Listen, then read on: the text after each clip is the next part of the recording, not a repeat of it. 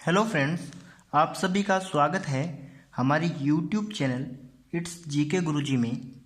Friend, आज की video में हम कवर करेंगे ज्योमेट्री चैप्टर। इस वीडियो में ज्योमेट्री चैप्टर का पार्ट फर्स्ट हम कवर करेंगे और ये जो चैप्टर है हम बिल्कुल बेसिक से कवर करेंगे। तो आज की वीडियो में मैं इस चैप्टर की थ्योरी है जो वो आपको कवर कराऊंगा।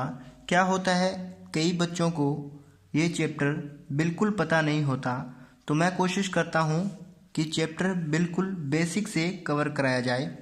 तो आज की वीडियो में हम ज्योमेट्री जो चैप्टर है बिल्कुल बेसिक से कवर करेंगे। तो सबसे पहले हम स्टार्ट करते हैं लाइन के बारे में। तो इसमें आता है सबसे पहले लाइन। यहाँ पे मैं एक लाइन ड्रा कर देता हूँ। तो ये एक लाइन है जिसके एंड पॉइंट हमें पता नहीं होते।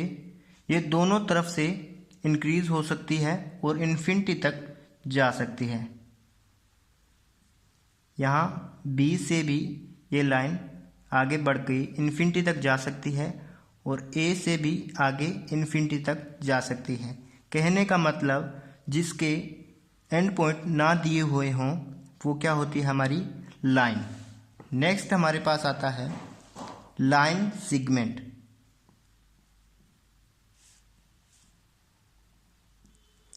लाइन सेगमेंट में क्या होता है, हमारे पास किसी लाइन के दो पॉइंट दिए होते हैं। ये जैसे पॉइंट ए है और ये पॉइंट बी दिया हुआ है। जैसे इस लाइन को मैं मान लेता हूँ ये 7 सेंटीमीटर की है। तो इसमें क्या होता है, हमें दोनों तरफ से लाइन के जो स्टार्टिंग पॉइंट और एंड पॉइंट है वो दिया हुआ होता है। ये पॉइंट ए है और ये लाइन ख़त्म होती है पॉइंट बी पे। तो ये होती है लाइन सेगमेंट। नेक्स्ट हमारे पास आता है रे। रे की मैं बात करूं तो इसमें क्या होता है, हमें एक पॉइंट दिया होता है और दूसरा पॉइंट हमें नहीं पता होता। जैसे ये पॉइंट ए से स्टार्ट होती है, इसका स्टार्टिंग पॉइंट तो दिया हुआ है लेकिन एंड पॉइंट का कोई पता नहीं। जैसे ये लाइन आगे इन्फिनिटी तक जा सकती है। तो ये होती है, हमने पहले 3 चीज़ें कवर की हैं, फिर से रिपीट करा देता हूँ। सबसे पहले हमने पढ़ी लाइन जिसके कोई भी स्टार्टिंग पॉइंट या एंड पॉइंट नहीं होता, उसे हम लाइन कहते हैं। फिर लाइन सेगमेंट की बात की जिसके हमें स्टार्टिंग पॉइंट भी दिया हुआ है और इसका एंड पॉइंट भी दिया हुआ है, वो होती है लाइन सेगमेंट। नेक्स्ट हमने रे के बारे में पढ़ा। रे में क्या है, स्टार्टिंग पॉइंट इसका दिया हुआ होता है और इसका एंड पॉइंट हमें पता नहीं होता। ये लाइन इन्फिनिटी तक जा सकती है। नेक्स्ट हम पढ़ते हैं लाइन की टाइप्स को।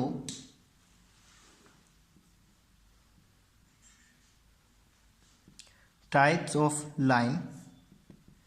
तो सबसे पहले इंटरसेक्टिंग लाइन के बारे में पढ़ेंगे। इंटरसेक्टिंग लाइन, इसमें क्या होता है, जैसे मैंने एक यहाँ पे लाइन ड्रॉ की है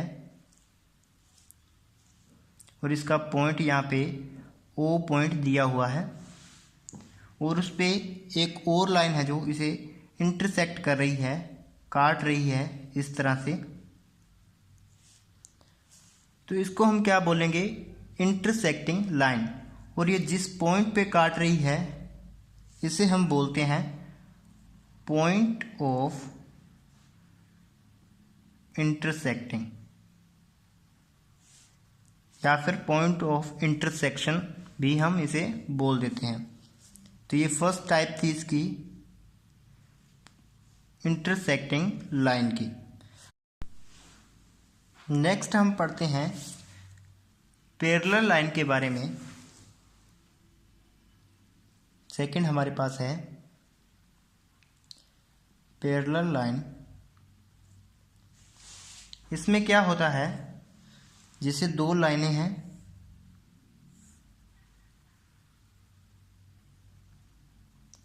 और इनके बीच का डिस्टेंस जैसे मैं यहाँ पे मान लेता हूँ 5 सेंटीमीटर। तो ये क्या है, पैरेलल में क्या है, जो इनका बीच का गैप होता है वो हमेशा सेम रहता है।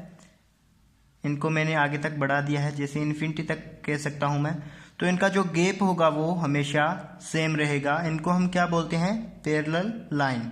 जो आपस में कभी भी इंटरसेक्ट नहीं होती उनको हम कहते हैं पैरेलल लाइन। एग्जाम्पल के तौर पे जैसे ट्रेन की पटरियाँ होती हैं, वो भी किसकी एग्जाम्पल है, पैरेलल लाइन की एग्जाम्पल होती हैं। वो आपस में कभी भी इंटरसेक्ट नहीं होती। नेक्स्ट हमारे पास आता है तीसरे नंबर पर परपेंडिकुलर लाइन।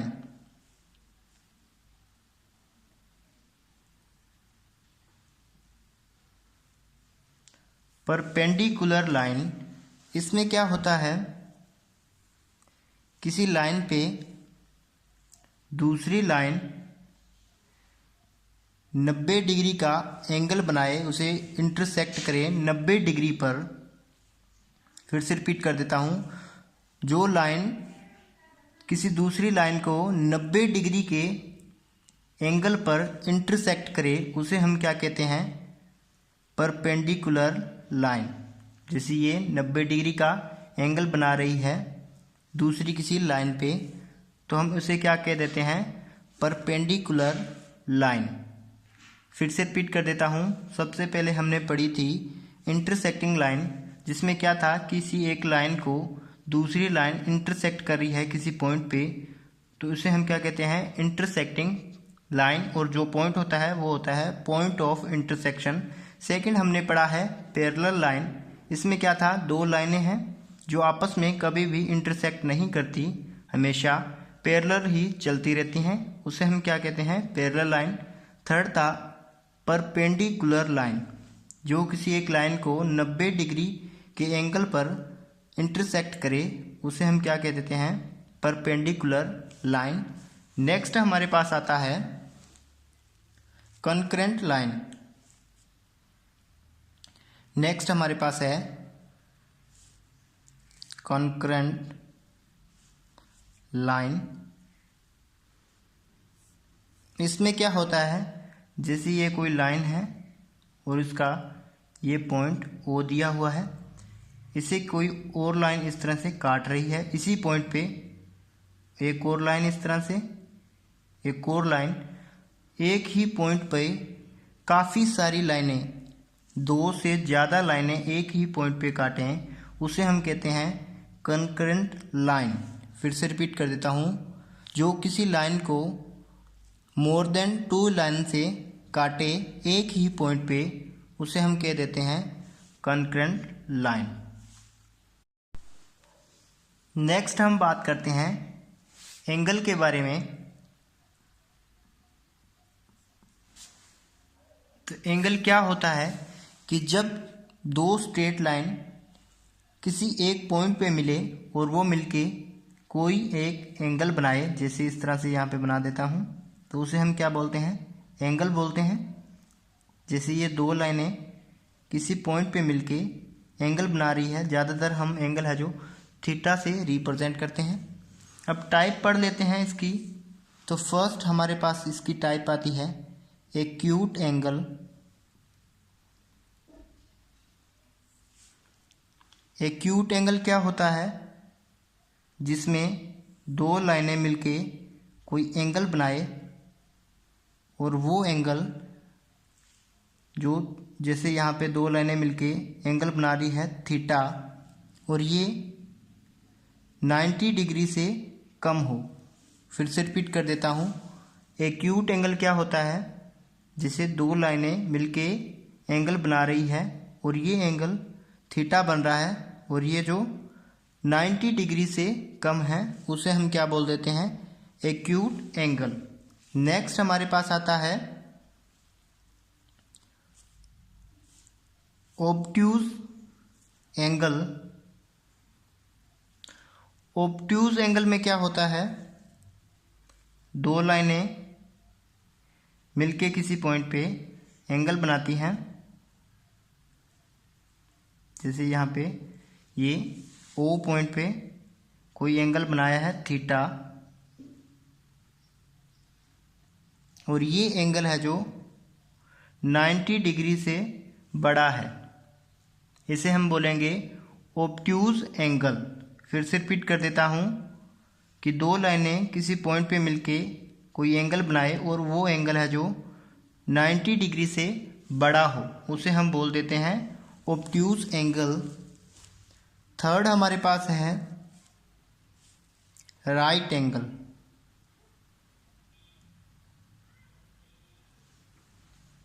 राइट एंगल में क्या होता है कि कोई दो लाइनें किसी पॉइंट पे मिलके 90 डिग्री का एंगल बनाए। कोई दो लाइनें मिलके आपस में एक पॉइंट पे जो 90 डिग्री का एंगल बनाए, उसे हम कहते हैं राइट एंगल। एक और आता है स्ट्रेट एंगल।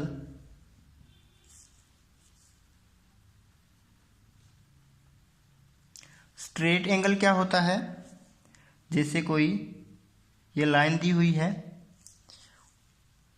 और उसके बीच में ये पॉइंट है और इस पॉइंट के ऊपर ये जो एंगल बन रहा है इस तरह से, उसे हम बोलेंगे स्ट्रेट एंगल, और ये हमेशा 180 डिग्री का होता है। ये लाइन पे कहीं पे भी हो सकता है, जैसे ये लाइन ड्रॉ की है मैंने, और ये यहाँ पे भी, यहाँ पे भी और यहाँ पे भी, इस तरह से मैं बना सकता हूँ। तो ये सभी एंगल हैं जो 180 डिग्री के ही होंगे। कहने का मतलब है स्ट्रेट लाइन पे जो एंगल बनेगा वो बनेगा 180 डिग्री का। फिर से रिपीट कर देता हूँ, हमने पढ़ा था एंगल। एंगल में हमने सबसे पहले पढ़ा एक्यूट एंगल। एक्यूट एंगल क्या था कि जिसमें दो लाइनें मिलके किसी पॉइंट पे एंगल बनाती हैं, जैसे एंगल थीटा बनाया है और ये थीटा 90 डिग्री से कम है, तो उसे हम बोलेंगे एक्यूट एंगल। नेक्स्ट था ऑब्ट्यूज एंगल। इसमें क्या था कि दो लाइनें मिलके एक पॉइंट पे एंगल बना रही हैं थीटा, और ये थीटा है जो 90 डिग्री से बड़ा है, उसे हम बोलेंगे ऑब्ट्यूज एंगल। नेक्स्ट था राइट एंगल। जो दो लाइनें मिलके 90 डिग्री का एंगल बनाएं, उसे हम बोलेंगे राइट एंगल। उसके बाद हमने पढ़ा स्ट्रेट एंगल। जो एक स्ट्रेट लाइन पे जो भी एंगल बनेगा उसे हम कहेंगे स्ट्रेट एंगल, और ये हमेशा होगा 180 डिग्री का। नेक्स्ट हमारे पास आता है रिफ्लेक्स एंगल। रिफ्लेक्स एंगल, इसमें क्या होता है, दो लाइनें उसी तरह मिलके एंगल बनाती हैं और ये एंगल होता है बाहर की तरफ। ये जो यहाँ पे एंगल बन रहा है, इसमें क्या होता है, जैसे ये एंगल थीटा बना है, तो ये जो थीटा है ये बड़ा होता है 180 डिग्री से। फिर से रिपीट कर देता हूँ, रिफ्लेक्स एंगल में क्या होता है, दो लाइनें मिलके एक एंगल बनाती हैं। जैसे ये बाहर वाला एंगल है, ये काउंट नहीं करना हमें, तो बाहर वाला एंगल होता है, जैसे एंगल थीटा बना है, तो ये थीटा है जो 180 डिग्री से बड़ा होगा, उसे हम कहेंगे रिफ्लेक्स एंगल। लास्ट हमारे पास आता है पॉइंट एंगल। पॉइंट एंगल, इसमें क्या होता है, जैसे ये पॉइंट ओ दिया हुआ है और इसके ऊपर हमने एंगल बनाना है, इस तरह से ये यहाँ तक बन जाएगा। तो ये होगा, जैसे ये थीटा बना है तो ये इक्वल होता है 360 डिग्री के। जो पॉइंट एंगल हमेशा बनेगा वो 360 डिग्री का बनेगा। फिर से रिपीट कर देता हूँ, हमने पढ़ा रिफ्लेक्स एंगल जो बाहर की तरफ बनता है, और इसमें क्या होता है, जो एंगल थीटा है वो 180 डिग्री से बड़ा होगा, उसे हम कहते हैं रिफ्लेक्स एंगल। नेक्स्ट हमने पढ़ा पॉइंट एंगल। पॉइंट एंगल में क्या है, ये जैसे पॉइंट ओ दिया है उसके ऊपर एंगल बनाया है, तो ये हमेशा बनेगा 360 डिग्री का। नेक्स्ट हम बात करें तो एंगल आगे 3 टाइप का बनता है। फर्स्ट है बाइसेक्टर एंगल, लाइन पे होता है ये। सेकंड है कॉम्प्लीमेंट्री एंगल,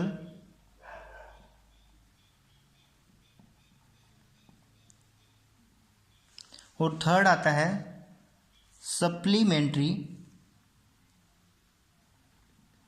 एंगल। 3 तरह की टाइप हैं। फर्स्ट है बाइसेक्टर एंगल, सेकंड है कॉम्प्लीमेंट्री एंगल, और थर्ड है सप्लीमेंट्री एंगल। फर्स्ट की हम बात करते हैं। फर्स्ट में क्या होता है, 2 लाइनें किसी पॉइंट के ऊपर इस तरह से एंगल बना रही हैं। जैसे ये एंगल बन रहा है 60 डिग्री का। तो इसमें क्या होता है, बाइसेक्टर एंगल में क्या होता है कि कोई लाइन है जो इनको बराबर हिस्सों में बाइसेक्ट कर रही है, काट रही है, तो उसको हम बोलेंगे बाइसेक्टर एंगल। जैसे इसको ये वाला जो फर्स्ट वाला कोण बनता है, अगर इसे काटें बराबर हिस्सों में तो ये 30 डिग्री का होगा, और ये भी 30 डिग्री का एंगल बनेगा। इसे हम कहते हैं बाइसेक्टर एंगल। और इसमें अगर इस बीच वाली लाइन जो इसको काट रही है बराबर हिस्सों में, इसकी एक स्पेशल प्रॉपर्टी होती है। क्या है, अगर इसे हम पॉइंट मान लेते हैं, जैसे ये पॉइंट सी है, सी से हम यहाँ पे परपेंडिकुलर ड्रा करते हैं इस लाइन पे, इसको हम मान लेते हैं डी, और इसी तरह दूसरी लाइन पे भी इसे, जैसे बी लाइन थी, इस पे भी परपेंडिकुलर ड्रा कर लेते हैं इस तरह से, इसको बोल देते हैं डी डैश। तो ये क्या है, आपस में इक्वल होंगे हमेशा। जैसे C D is equal to C D dash. ये बाइसेक्टर की एक स्पेशल प्रॉपर्टी होती है। फिर से रिपीट कर देते हैं। बाइसेक्टर एंगल में हमने क्या पढ़ा कि कोई एंगल है जिसको एक लाइन है बराबर हिस्सों में काट रही है, उसको हम क्या बोलेंगे, बाइसेक्टर लाइन, या फिर पूरे को बाइसेक्टर एंगल जो बराबर हिस्सों में डिवाइड कर रहा है। जैसे ये 60 डिग्री का पूरा एंगल था, और ये फर्स्ट वाला बन गया 30 डिग्री का, और ये सेकंड वाला भी 30 डिग्री का बन गया। तो दोनों बराबर हिस्सों में जो डिवाइड करना क्या कहलाता है, बाइसेक्टर एंगल, या फिर जो लाइन करेगी इनको क्या कहेगी, बाइसेक्टर लाइन। नेक्स्ट पे चलते हैं, कॉम्प्लीमेंट्री एंगल। ये बनता है 90 डिग्री के एंगल पे। कॉम्प्लीमेंट्री एंगल की बात करें, ये लाइन ए है, ये बी, और ये एक पॉइंट पे ओ पे 90 डिग्री का एंगल बना रही है, और उसको हम, एक लाइन है जो इनको इस तरह से काट रही है। कॉम्प्लीमेंट्री एंगल में क्या होता है, ये एंगल θ1 कह देता हूँ, और ये θ2 है। तो इसमें क्या होता है, θ1 प्लस θ2 इज इक्वल टू हमेशा होता है 90 डिग्री। फिर से रिपीट कर देता हूँ, 2 एंगल को काट दिया है यहाँ पे। फर्स्ट 90 डिग्री का एंगल था, बीच से काट दिया है। θ1 और θ2 का जो सम होगा हमेशा वो होगा 90 डिग्री। इसको हम बोलेंगे कॉम्प्लीमेंट्री एंगल।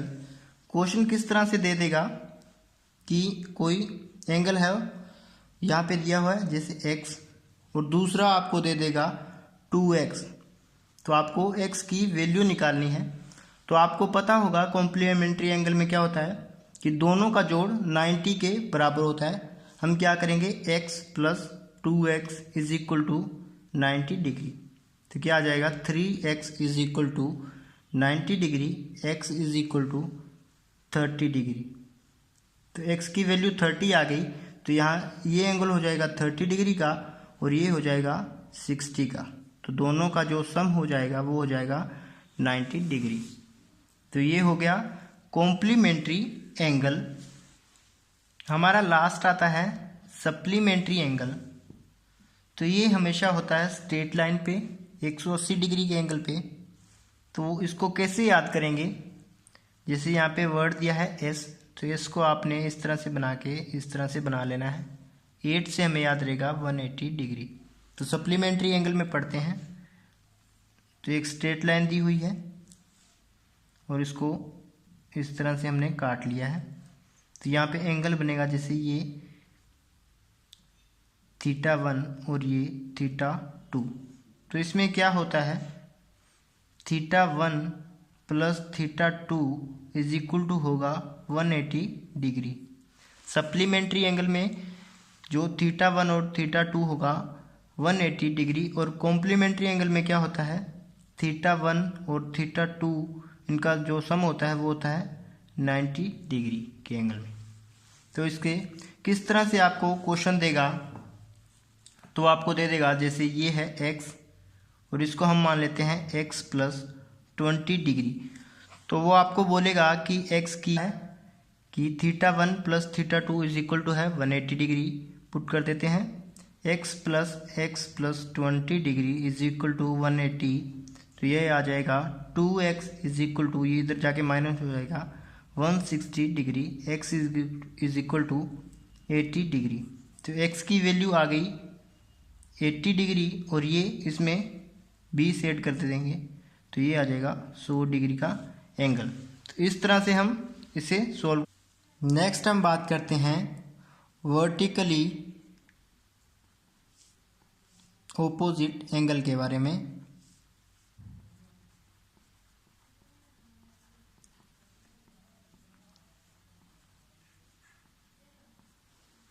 तो हमारा फर्स्ट आता है वर्टिकली ऑपोजिट एंगल। तो यहाँ पे मैं बना देता हूँ कि ये कैसे बनता है। दो लाइनें हैं जो किसी पॉइंट पे एक दूसरे को काट रही हैं, और ये पॉइंट मैंने बना दिया O, और ये बाकी के जो एंगल है मैं यहाँ पे बना देता हूँ। ये एंगल फर्स्ट हो गया, ये एंगल सेकंड, ये थर्ड और ये फोर्थ। तो वर्टिकली ऑपोजिट एंगल का मतलब होता है, जैसे इसमें दिया हुआ है एंगल ये पहले वाला, तो ये ऑपोजिट क्या है इसके, जो एंगल सेकंड वाला है, तो ये हमेशा आपस में क्या होंगे, इक्वल। तो यहाँ पे मैं लिख देता हूँ angle first is equal to angle second. तो इसमें क्या है, वर्टिकली जो एंगल होंगे वो हमेशा इक्वल रहेंगे। इसी तरह एंगल थर्ड है जो इक्वल टू है एंगल 4 के।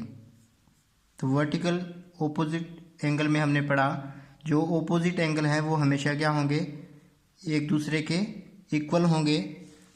जैसे यहाँ पे मैं बना देता हूँ एग्जांपल के तौर पे। हमसे इस तरह से क्वेश्चन पूछे जाते हैं, जैसे यहाँ पे एंगल दिया हुआ है 45 डिग्री का, और ये सामने वाला एंगल आपको पता करना है, और ये ऊपर वाला एंगल जैसे बना देता हूँ x का, और ये भी आपको फाइंड करना है। तो हमें पता है कि इसका पूरे का एंगल पता करें तो पूरा हमें पता है कितना होता है, 360 डिग्री का होता है। और अभी हमने पढ़ा है वर्टिकली ऑपोजिट एंगल, तो यहाँ अगर 45 डिग्री का है तो ये भी 45 डिग्री का बन जाएगा। अब हम इसे पुट कर देते हैं, जैसे ये हमें पता नहीं, तो ये 45 और 45 हो गया 90 डिग्री, और प्लस ये भी नहीं पता और ये भी नहीं पता, इसे भी हम x मान लेते हैं। तो 2x इज इक्वल टू हो जाएगा 360 डिग्री। तो यहाँ पे 2x की वैल्यू निकाल लेते हैं, ये इधर जाके माइनस हो जाएगा 270 डिग्री, और x की वैल्यू आ जाएगी यहाँ पे 135 डिग्री। तो ये एंगल भी 135 का हो जाएगा और ये भी 135 का हो जाएगा। अगर इकट्ठे का देखें हम पूरे का, तो एंगल बन जाएगा 360 डिग्री। तो वर्टिकल ओपोजिट एंगल में हमें पता चला कि जो ओपोजिट एंगल होंगे वो हमेशा इक्वल होंगे। नेक्स्ट हम बात करते हैं अल्टरनेट एंगल के बारे में।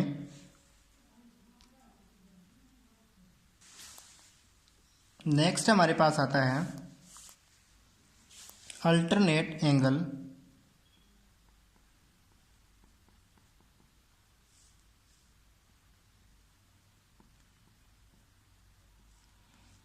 इसमें क्या होता है, अल्टरनेट एंगल का मतलब क्या है, जहां भी दो पैरेलल लाइन के बीच एंगल बन रहा हो वो क्या है, अल्टरनेट एंगल होगा।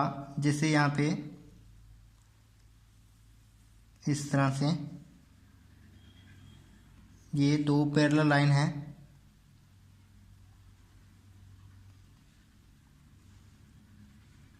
और इस तरह से यहाँ पे जो एंगल बन रहा है इसको एंगल 1 मैं कह देता हूँ, और ये इसी तरह जो अंदर वाली साइड में एंगल 2 है। तो ये हमेशा आपस में इक्वल होंगे। Angle first is equal to angle second. इसी तरह अगर मैं यहाँ पे बनाऊँ बाहर की तरफ ये एंगल 3 और इसी तरह एंगल 4, तो ये भी आपस में इक्वल होंगे। Angle 3 is equal to angle 4। जो अंदर की तरफ होते हैं उनको बोलते हैं इंटीरियर अल्टरनेट एंगल। इनको बोलते हैं इंटीरियर अल्टरनेट एंगल, और जो बाहर की तरफ होते हैं उनको बोलते हैं एक्सटीरियर अल्टरनेट एंगल।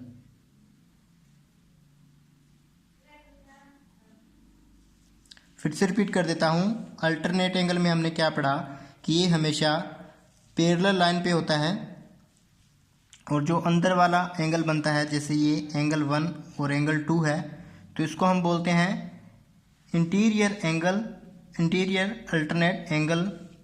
ये इक्वल होगा जैसे एंगल 1 बराबर है एंगल 2 के। इसी तरह जो बाहर की तरफ बनते हैं एंगल 3 और एंगल 4, तो ये क्या है, एंगल 3 बराबर है एंगल 4 के, और इनको हम बोलते हैं एक्सटीरियर अल्टरनेट एंगल। नेक्स्ट हम बात करते हैं एडजेसेंट एंगल के बारे में। वैसे तो ये इम्पोर्टेंट नहीं है इतना, पर मैं आपको बता देता हूँ। एडजेसेंट एंगल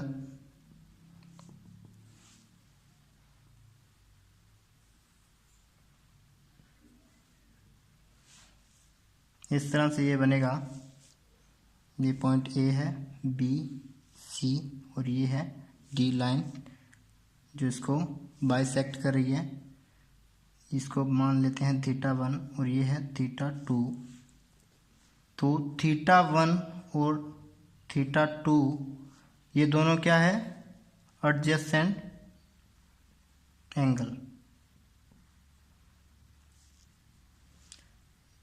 इनका होना क्या है, जैसे ये एंगल हमने बनाया अभी, इसमें क्या है, एक लाइन जो कॉमन होनी चाहिए एडजेसेंट एंगल के लिए। तो ये वाली जो डी लाइन है ये कॉमन है दोनों तरफ से, जैसे ये θ1 के भी साथ हैं और θ2 के भी साथ हैं, तो इसे हम कहते हैं एडजेसेंट एंगल। वैसे इतना इम्पोर्टेंट नहीं है, पर मैं ज्योमेट्री आपको करवा रहा हूँ तो ये भी मैंने साथ में करवा दिया आपको।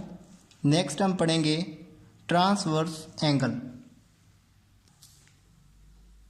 नेक्स्ट हमारा आता है ट्रांसवर्सल एंगल। तो इसको भी हम ड्रॉ करते हैं। जैसे ये दो पैरेलल लाइन के बीच में हमने एक ट्रांसवर्सल लाइन इस तरह ड्रॉ की है, इसे बोलते हैं ट्रांसवर्सल लाइन। और ये एंगल बना रही है, जैसे एंगल 1 2 3 4, इसी तरह से इस पे 5 6 7 और 8। तो पैरेलल लाइन पे हमने एक ट्रांसवर्सल लाइन इस तरह ड्रॉ की है, और ये इस तरह से एंगल बना रहे हैं। तो इसमें क्या है, सबसे पहले हम वर्टिकली ओपोजिट एंगल पता करेंगे। यहाँ पे लिख देता हूँ वर्टिकली ओपोजिट एंगल। तो हमें पता है वर्टिकली ओपोजिट एंगल कौन से होते हैं। तो ये देखिए यहाँ पे एंगल 1 और एंगल 3 ये क्या है, वर्टिकली ओपोजिट। यहाँ पे लिख देता हूँ एंगल 1 इज इक्वल टू होंगे एंगल 3 के। इसी तरह एंगल 2 है जो ये इक्वल होगा एंगल 4 के। इसी तरह जो एंगल 5 और 7 भी आपस में इक्वल होंगे और इसी तरह एंगल 6 और एंगल 8 भी आपस में इक्वल होंगे। ये तो बात थी वर्टिकली ओपोजिट एंगल की। अब हम बात करते हैं अल्टरनेट एंगल की। यहाँ पे लिख देता हूँ अल्टरनेट एंगल। पैरेलल लाइन के जो बीच में एंगल बनते हैं इस तरह से, ये होते हैं अल्टरनेट एंगल। तो एंगल 3 और 5 आपस में इक्वल होंगे। इसी तरह एंगल 4 और 6 भी आपस में इक्वल होंगे। नेक्स्ट हम बात करते हैं कोरस्पॉन्डिंग एंगल के बारे में।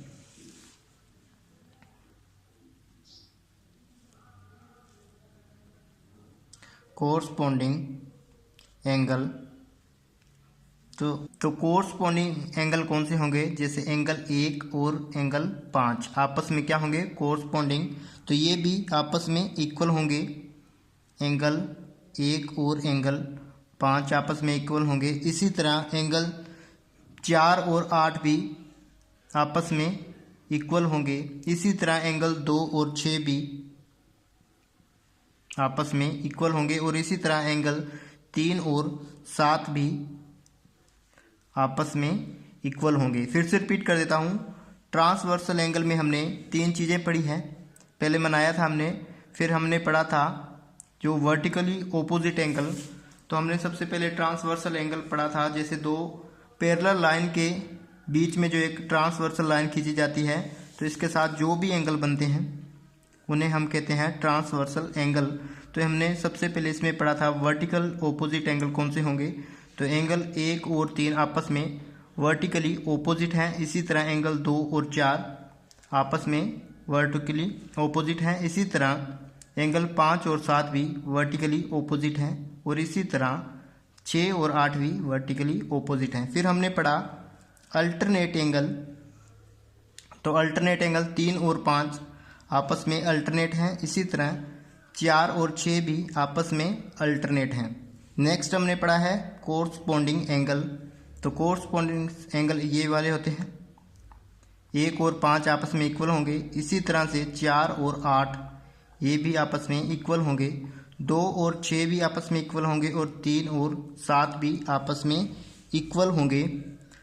नेक्स्ट हमारा आता है सप्लीमेंट्री एंगल। सप्लीमेंट्री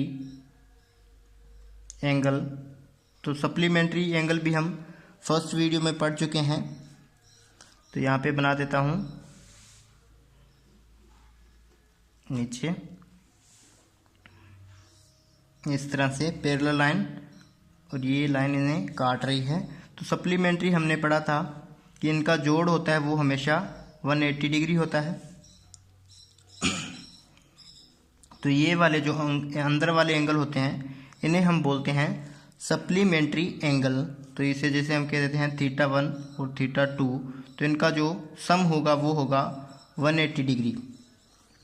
तो इसमें देखिए सप्लीमेंट्री एंगल आपको कौन से दिखाई दे रहे हैं। तो एंगल 4 + 5, एंगल 4 + 5 क्या हो जाएगा, इज इक्वल टू एंगल हो जाएगा इधर 3 और 6, 3 और 6। कहने का मतलब है एंगल 4 और 5 इक्वल होगा एंगल 3 + एंगल 6 के। तो इसे हम कहते हैं सप्लीमेंट्री एंगल, या फिर लाइनर पेयर भी कहते हैं, लीनियर पेयर, लीनियर पेयर भी हम इसे कह देते हैं। नेक्स्ट पढ़ते हैं। तो आज की वीडियो में हमने जो भी कुछ किया है उसके ऊपर हम कुछ क्वेश्चन बना के देखते हैं। जैसे फर्स्ट क्वेश्चन यहाँ पे दो आपको जैसे पैरेलल लाइन दी हुई है और ये इसे लाइन इस तरह से काट रही है, जिसे हम बोलते हैं ट्रांसवर्सल लाइन। ये है ए बी और इसके पैरेलल है सी डी। तो किस तरह से क्वेश्चन बनता है, और ये पॉइंट बन गया एम और इसे हम मान लेते हैं एन। तो क्या है, यहाँ पे इस पॉइंट से मैं बाइसेक्टर खींच देता हूँ इस तरह से, और यहाँ एम पॉइंट से भी बाइसेक्टर इस तरह से, और ये जो यहाँ इस पॉइंट पे मिलते हैं इसे हम कह देते हैं पॉइंट पी। तो आपको ये वाला एंगल पूछेगा कि ये एंगल कितने डिग्री का है। यहाँ पे मैं आपको एंगल दे देता हूँ, जैसे ये एंगल है 30 डिग्री का। तो हमें पता है, हमने पढ़ा है पिछली वीडियो में कि जो बाइसेक्ट करते हैं एंगल वो इक्वल में करते हैं। तो ये 30 डिग्री का हुआ, तो इसके साथ वाला एंगल भी कितना होगा, 30 डिग्री का। ये भी 30 डिग्री का हो जाएगा। तो हमें पता है कि जो ट्रायंगल होती है उसके तीनों कोनों का जोड़ है जो कितना होता है, 180 डिग्री होता है। इन तीनों को मिला के जैसे θ1, θ2 और ये θ3, θ1 plus θ2 plus θ3 is equal to होता है 180 डिग्री। तो हमें कितना पता चल गया इससे, इस ट्रायंगल के बारे में बात कर रहा हूँ मैं, तो इसमें 30 डिग्री का हमें पता चल गया है। तो हमने पीछे पढ़ा है सप्लीमेंट्री एंगल के बारे में कि जो ये वाले एंगल बनते हैं यहाँ पे कंप्लीट, इन दोनों का जो सम होता है वो होता है 180 डिग्री। तो हमें पता है कि ये कितना हो गया, ये हो गया 60, तो बाकी बचा 120। तो हमें पता है इन दोनों का जो सम होगा वो 120 होगा। अगर इन दोनों का सम 120 है सॉरी, तो ये लाइन है जो इसे बाइसेक्ट कर रही है, तो 120 का जो हाफ कर लेते हैं तो ये आ जाएगा 60 डिग्री। तो हमें पता चल गया ये एंगल भी 60 डिग्री का है और ये एंगल भी 60 डिग्री का है। और अभी हमने यहाँ पे प्रॉपर्टी पढ़ी है ट्रायंगल के बारे में कि तीनों कोनों का जोड़ होता है 180 डिग्री। तो हमें मिल चुके हैं दो कोण, 30 डिग्री और 60 डिग्री हमें मिल चुके हैं। तो ये हो गया 90 डिग्री और बाकी बचा ये कोण है, ये भी हो जाएगा 90 डिग्री का। फिर से रिपीट कर देता हूँ, हमने दो पैरेलल लाइनें खींची, ऊपर एक ट्रांसवर्स लाइन, और हमने ये कोण जो पता करना था ये हमें दिया हुआ था कोण, मार्कर चेंज कर लेता हूँ। तो ये हमें दिया हुआ था, ये 30 डिग्री दिया हुआ था, और ये लाइन जो इसकी बाइसेक्ट कर रही थी, तो हमें पता है ये 30 का होगा तो ये भी 30 का होगा, और ये हमें पता करना था। और हमने पढ़ा था कि जो सप्लीमेंट्री एंगल होते हैं उसमें क्या है, जो अंदर वाले कोनों का ये वाले और ये वाले कोनों का जो जोड़ होता है वो होता है 180। तो हमें पता चल गया इसका जोड़ है 60, तो बाकी 180 में से 60 घटाएंगे 120 आ जाएगा। और जो इसको बाइसेक्ट कर ली है इक्वल में, तो 20 का हाफ करेंगे 60 डिग्री, तो ये भी 60 डिग्री और ये भी 60 डिग्री। अब अंदर वाले कोनों का दोनों का जोड़ कर देते हैं 90 डिग्री आ जाएगा। और हमें पता है कि तीनों कोनों का जोड़ होता है 180, तो इसमें हम 90 और ऐड कर देंगे तो ये आ जाएगा 180। तो इससे हमें पता चलेगा ये कोण है जो वो है 90 डिग्री का। अब एक क्वेश्चन आपके लिए मैं देता हूँ, कुछ इस तरह का बनेगा।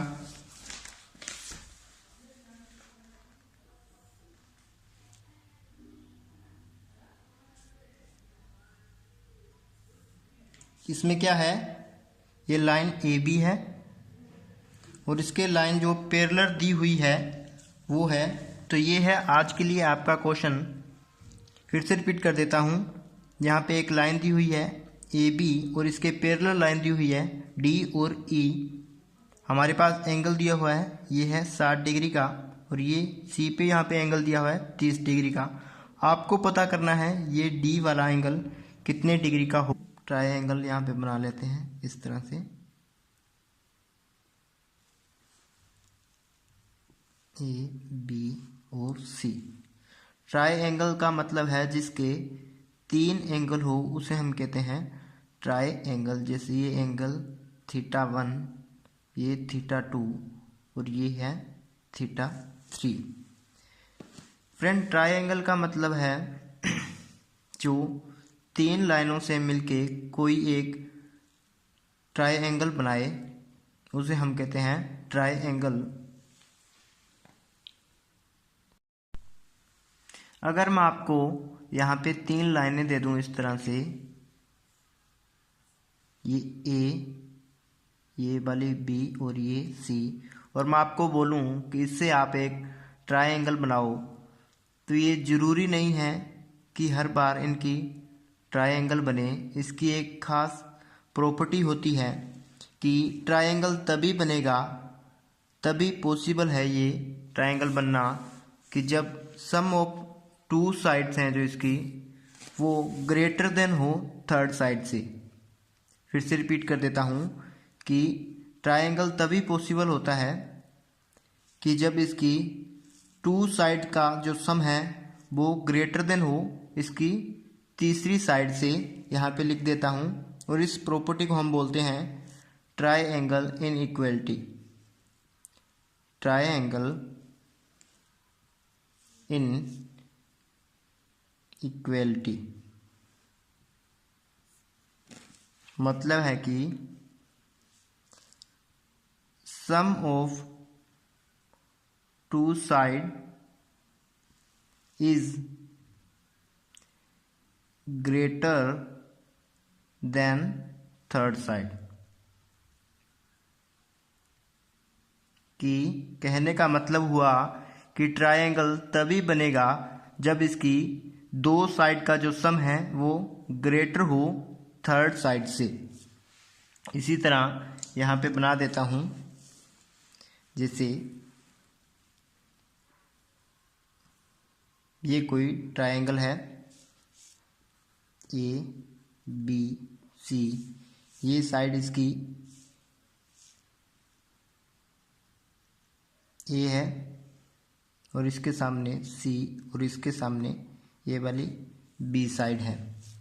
तो कहने का मतलब है कि इसकी जो 2 साइड हैं उसका सम तीसरी साइड से ग्रेटर होना चाहिए।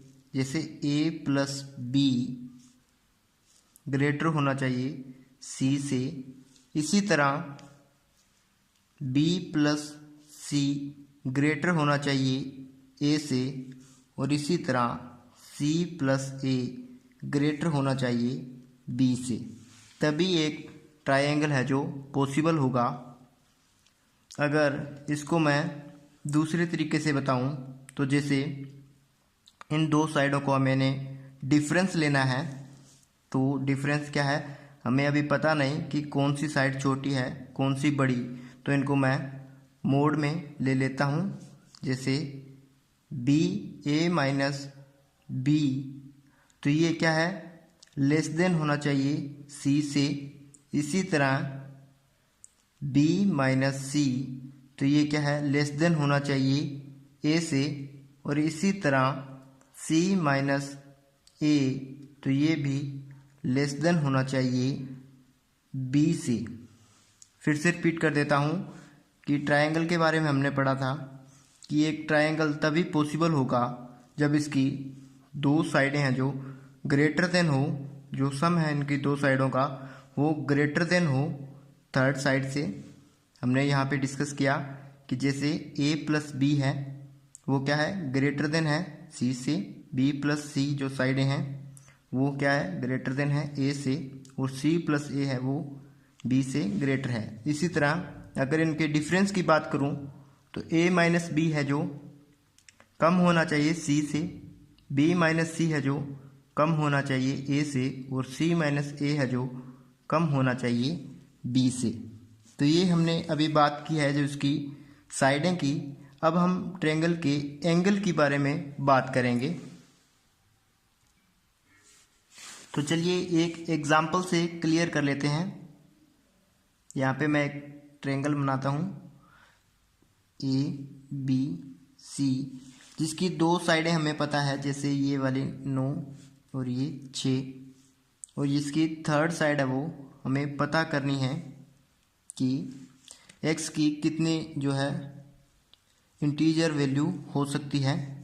हमें यहाँ पे इंटीजर ही लेना है।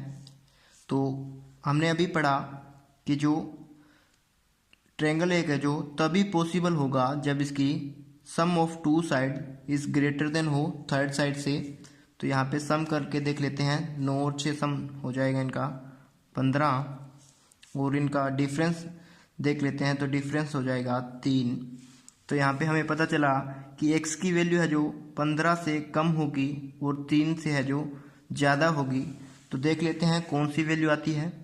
तो इनके बीच में 4, 5, 6, 7, 8, 9, 10, 11, 12, 13 और 14। तो ये जो वैल्यू है वो x की पॉसिबल हो सकती है। 1, 2, 3, 4, 5, 6, 7, 8, 9, 10, 11। तो यहाँ पे x की जो 11 इंटीजर वैल्यू है जो पॉसिबल हो सकती है। तो इस तरह से अब हम बात करते हैं, ये तो थी इसकी साइड्स के बारे में। अब हम ट्रायंगल के एंगल के बारे में बात करते हैं। तो चलिए देखते हैं। ये हमने यहाँ पे ट्रायंगल बनाया है बी सी। ये एंगल हो गया θ1, ये θ2 और ये θ3। तो इसके जो बाहर वाली साइड एंगल बनेगा इसको हम मान लेते हैं θ4। इसको हम बोलते हैं exterior angle of A triangle. Exterior angle of A triangle. तो इसकी एक प्रॉपर्टी होती है एक्सटीरियर एंगल की। जो एक्सटीरियर एंगल है वो हमेशा इक्वल होगा सम ऑफ इंटीरियर ओपोजिट एंगल के। फिर से रिपीट कर देता हूँ। जो एक्सटीरियर एंगल है वो हमेशा इक्वल होगा एक्सटीरियर, जैसे ये θ3 है जो एक्सटीरियर एंगल है, इसके ओपोजिट जो एंगल बनते हैं एंगल 2 और 1, इन दोनों के सम के है जो इक्वल होगा। तो एक्सटीरियर एंगल हमेशा इक्वल होगा सम ऑफ इंटीरियर ओपोजिट एंगल। तो जो एक्सटीरियर एंगल हमेशा इक्वल होगा सम ऑफ इंटीरियर ओपोजिट एंगल। तो यहाँ पे देख लेते हैं जो एंगल θ4 है वो इक्वल होगा θ1 प्लस θ2 के। काफ़ी इम्पोर्टेंट है। नेक्स्ट हम जब क्वेश्चन कवर करेंगे तब इसका यूज़ होगा। फिर से रिपीट कर देता हूँ। जो इसका बाहर वाला एंगल है इसे हम बोलते हैं एक्सटीरियर एंगल, और ये हमेशा जो है इक्वल होता है किसके, जो इंटीरियर एंगल होता है इसके जो ओपोजिट एंगल बनते हैं, जैसे θ2 और θ1, इन दोनों के सम के जो इक्वल होता है। तो ये आप नोट कर लें। Exterior angle is equal to sum of interior opposite angle. तो इसी तरह हमने पता किया जो θ4 है वो इक्वल होगा θ1 और θ2 के। तो चलिए नेक्स्ट पे चलते हैं।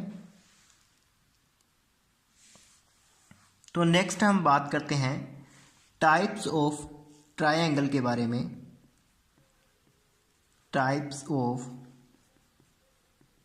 ट्रायंगल। तो सबसे पहले हमारे पास आता है स्केलन ट्रायंगल। Scalene triangle. तो यहाँ पे बना देता हूँ स्केलन ट्रायंगल।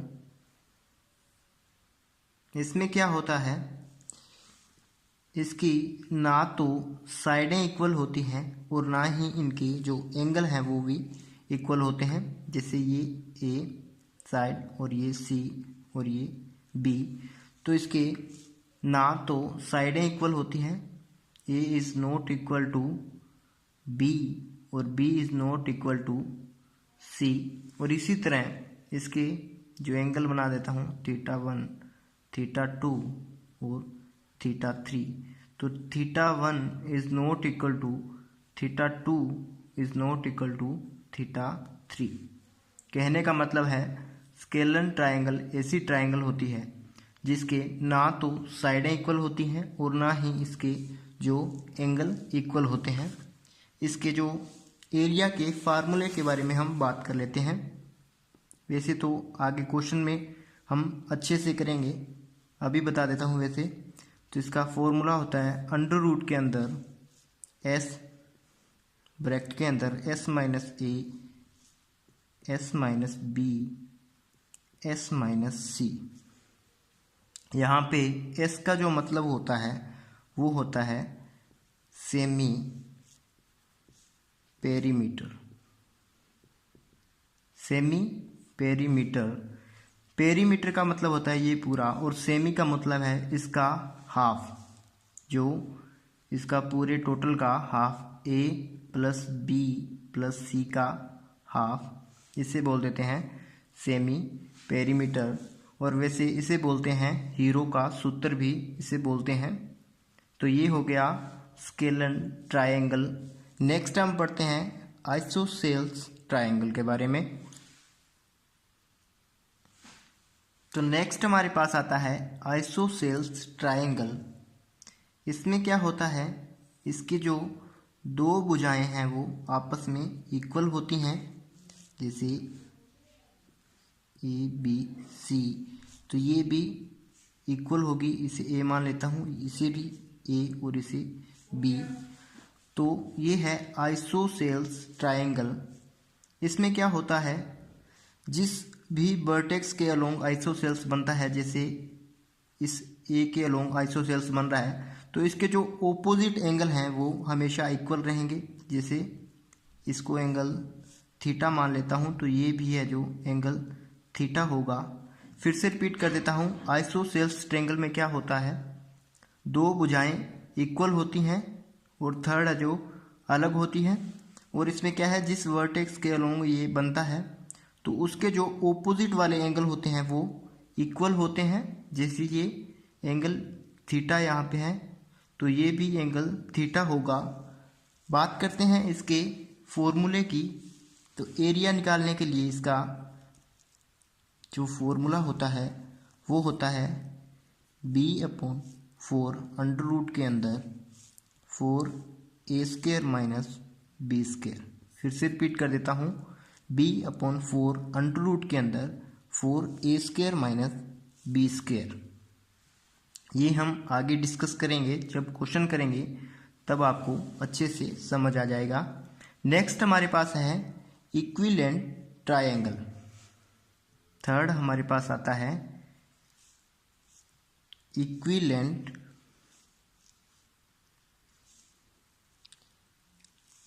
इक्विलेंटरल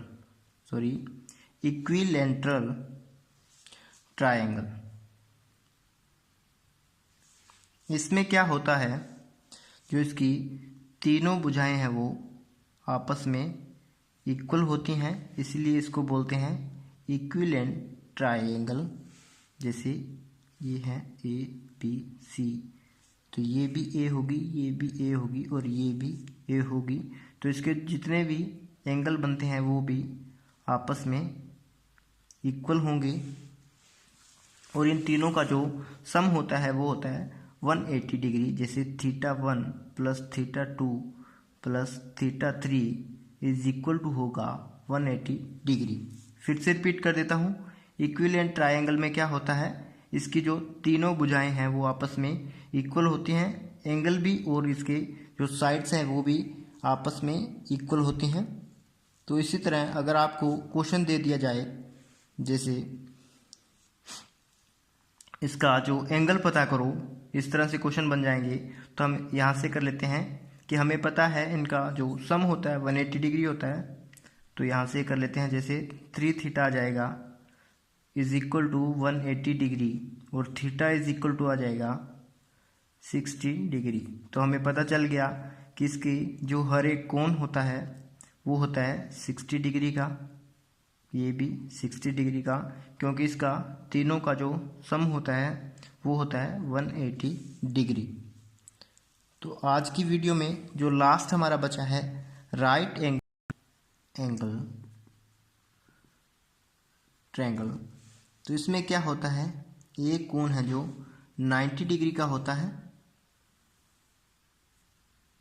ये है 90 डिग्री का कोण ABC। तो इसके एरिया की हम बात कर लेते हैं। इसका एरिया फाइंड करने का जो फॉर्मूला होता है हाफ बेस इनटू हाइट।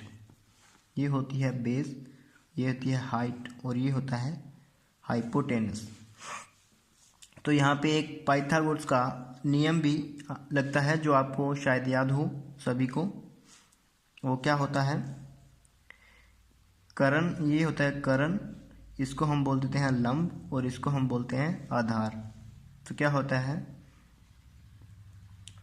कर्ण का स्क्वायर इज इक्वल टू होता है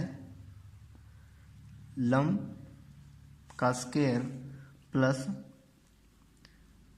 आधार का स्क्वायर। फिर से रिपीट कर देता हूँ, पाइथागोरस का नियम सभी को पता होगा, कर्ण का स्क्वायर इज इक्वल टू होता है लंब का स्क्वायर प्लस आधार का स्क्वायर। ये निकालने के लिए हम ट्रिपलेट भी करेंगे, उससे आपको इजी हो जाएगा। ट्रिपलेट से इस तरह से नहीं निकालना पड़ेगा आपको, सीधा डायरेक्ट आपको कुछ वैल्यू याद होंगी, वो याद करवा दूंगा मैं आपको किस ट्रिक से। तो उससे क्या है,